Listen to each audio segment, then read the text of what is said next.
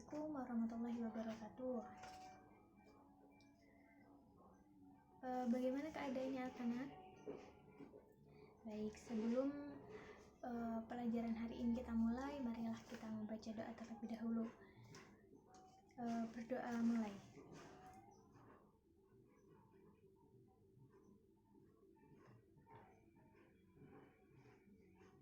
Selesai. Baik, kita pada mata pelajaran Al-Quran Hadis ini sudah pertemuan keberapa ya? Baru yang kedua ya. Baik, kita melanjutkan materi yang sebelumnya yang berkaitan dengan materi yang sebelumnya maksudnya. Sebelumnya kita membahas tentang makna surat Al-Insyirah ya. Dengan surat makna Al-Insyirah, sekarang kita masuk pada bab tentang kaitan makna surah Al-Insyirah dengan surah Al-Ikhlas. Nah, baik, pada bab ini coba absensi nanti ibu absensi di akhir saja ya. Melanjutkan materi yang sebelumnya ya. Coba dibuka buku paketnya pada halaman 62. Nah, di situ bab yang kedua kita melanjutkan bab yang selanjutnya ya. Bab yang sebelumnya yaitu tentang makna surah Al-Insyirah, sedangkan bab yang selanjutnya ini tentang kaitan makna surah Al-Insyirah dengan surah Al-Ikhlas. Baik, apakah sudah dibuka semua pakai buku paketnya? Baik, terima kasih. Untuk Dinda tolong dibacakan surah Al-Insyirahnya. Baik, terima kasih. A'udzubillahi minasyaitonirrajim. Bismillahirrahmanirrahim. Alam nasrah laka sadrak wa wada'na anka wizrak. Bukankah kami telah melapangkan dadamu wahai Muhammad, dan kami pun telah menurunkan beban-beban darimu. Allazi anqadha dhahrak, yang memberatkan punggungmu. Wa rafa'na laka dzikrak, dan kami tinggikan sebutanmu bagimu. Fa inna ma'al usri yusra, maka sesungguhnya bersama kesulitan ada kemudahan. Inna ma'al usri yusra, sesungguhnya bersama kesulitan ada kemudahan. Nah, fa idza faraghta fansab, maka apabila engkau telah selesai dari segala suatu urusan, tetaplah bekerja keras untuk urusan yang lain. Wa ila rabbika farghab, dan hanya Tuhan dan hanya kepada Tuhanmu lah engkau berharap. Nah, pada surah Al-Insyirah ini sudah kita bahas pada pertemuan yang kemarin bahwasanya surah ini menegaskan bahwa ketika kita mempunyai kesulitan, kita itu harus selalu berpikir positif, karena setelah kesulitan pasti ada kemudahan. Sampai di surat ini tuh ditegaskan secara berulang, maksudnya 2 kali dijelaskan bahwa pada ayat ke-5 dan ke-6, fa inna ma'al usri yusra, inna ma'al usri yusra. Karena saking apanya? Karena saking Allah itu tidak mau melihat hamba-hambanya itu berputus asa dalam kesulitan-kesulitan yang dia alami. Allah itu memberitahu bahwa setiap kesulitan itu pasti ada kemudahan. Nah, di setiap tangisan itu juga pasti ada kebahagiaan nantinya. Nah, jadi apa yang sudah Allah berikan ke kita, rintangan apa yang sudah Allah berikan ke kita, cobaan apa yang sudah Allah berikan ke kita, itu semua pasti ada jalannya, itu semua pasti ada kemudahannya, dan di balik semua itu pasti semuanya ada hikmahnya. Nah, di sini tuh sampai ditegaskan, maka sesungguhnya bersama kesulitan ada kemudahan. Nah, sesungguhnya bersama kesulitan ada kemudahan, sampai ditegaskan kedua kali. Nah,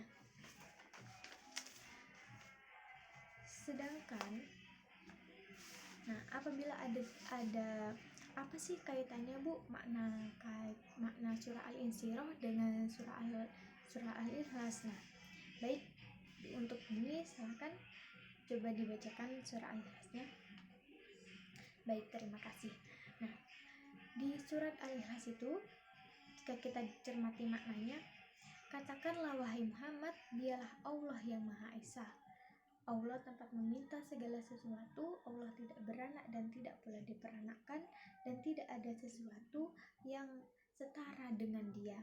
Nah, kenapa kok di sini bab ini menjelaskan antara makna yang berkaitan antara surah Al-Insyirah dengan surah Al-Ikhlas? Kedua surah ini sangat berkaitan erat, di mana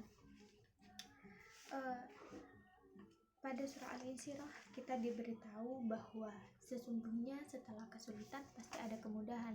Nah, di surah Al-Ikhlas ini kita diyakinkan kembali bahwa kita tuh jangan khawatir, kita itu jangan bingung.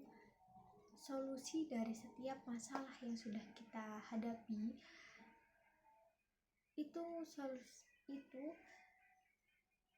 kita serahkan saja kepada Tuhan kita, kepada Allah. Kita serahkan, kita meminta. Kita harus punya keyakinan bahwa hanya Tuhan yang bisa membantu, Tuhan yang memberi cobaan, Tuhan yang memberi kemudahan pula. Nah, pada ayat kedua dijelaskan bahwasanya Allahus Samad, Allah tempat meminta segala sesuatu. Nah, di situ kita harus ada kaitan makna antara surah Al-Insyirah dengan surah Al-Ikhlas. Baik, apakah ada yang mau ditanyakan? Baik, itu pertanyaannya bagus sekali. Kenapa pada surah Al-Ikhlas itu diberi ketegasan bahwasanya Allahus Samad? Kenapa kok tidak Allahul Ghafur?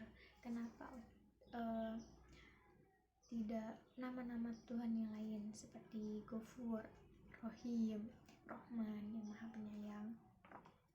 Kenapa kok diberi kalimat Allahus Samad? Karena pada ayat ini menegaskan bahwa Allah itu tempat meminta.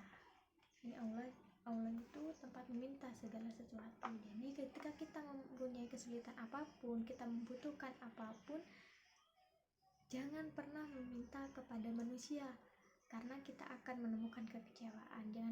Jangan kita mengharapkan kepada manusia, karena kita akan menemukan kekecewaan. Berharaplah, menggantunglah, bersandarlah kepada Allah Subhanahu wa Ta'ala. Nah, itu alasan kenapa pada surah Al-Ikhlas ini lafaznya berupa Allahus Samad. Nah, seperti itu. Karena di sini Allah ingin menegaskan bahwasanya Allah itu tempat meminta. Nah, jadi kita tuh tidak boleh sungkan-sungkan. Jangan sampai berpikiran kalau saya sudah minta banyak, saya sudah minta ini, saya sungkan mau minta lagi. Jangan sampai berpikiran kayak gitu. Iya, kalau ke manusia pasti kan manusia pikirnya, oh ini kok minta terus, tapi Allah tidak mungkin seperti itu. Karena pada ayat terakhir dijelaskan walam yakul lahu kufuwan ahad, tidak ada sesuatu yang setara dengan Dia, seperti itu. Nah, baik, apakah ada yang ditanyakan lagi? Sudah tidak ada ya. Baik, pelajaran pada pagi ini Ibu tutup.